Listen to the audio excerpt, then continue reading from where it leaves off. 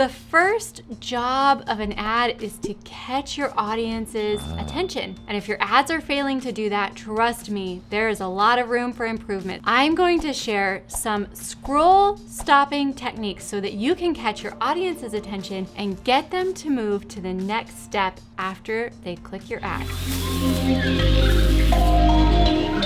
Did you know that the average person is scrolling the length of the Statue of Liberty on their phones every single day? Your role as an advertiser is to make your ad so enticing that it stops them from scrolling just long enough to intake your visuals and your copy and hopefully make the decision to continue down your funnel. I'll be breaking down my findings and sharing all the best techniques. And at the very end, I'm going to share one type of ad that will probably surprise you and that you may have already dismissed previously that's worth trying again. Now we're going to dive into some specific techniques, but before we do, I want you to understand that the way these platforms are designed is to encourage us to scroll and selectively engage. Usually we're scrolling until we find something that captures our attention. How do we do that? How do we disrupt the newsfeed and get people to pay attention to our ads?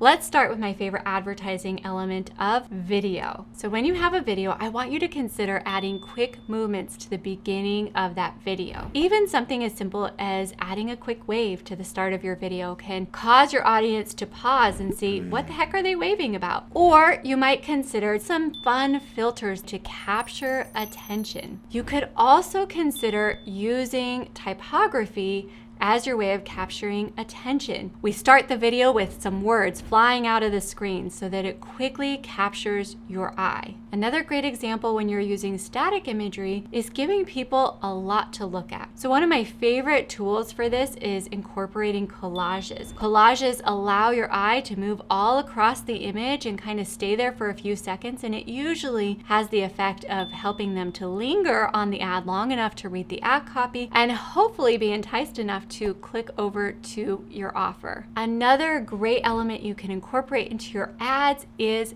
GIFs. Now GIFs are amazing because it gives you all of the benefits of videos without having to create these long form videos or go into production mode. You can create a GIF very simply using any number of website tools, but I personally love Giphy. Simply upload a little clip of 3 to up to 15 seconds and turn it into a GIF very simply. The other great thing about GIFs is that people can complete them very quickly. So instead of sitting there and watching one of your longer length videos, usually people will watch the entire GIF. And don't forget, you can retarget everybody who's seen your GIFs as video views. So that's very valuable in your retargeting process. As promised, I have a final experiment for you, and this is something that has shifted recently with Facebook. The dreaded 20% text rule appears to no longer be in effect. And so you might experiment with ads that have a lot of text features in the imagery. You could even have an image that's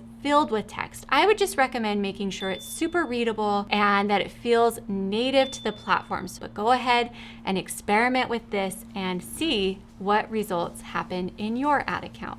Now, stopping the scroll is a very important part of your ads, but it's far from the only thing that you need in order to create a compelling ad that leads to a compelling offer. Go ahead and click right here. I made you a playlist of some of the best videos on how to really optimize your ads and make sure you're getting the best return on your ad spend that you possibly can.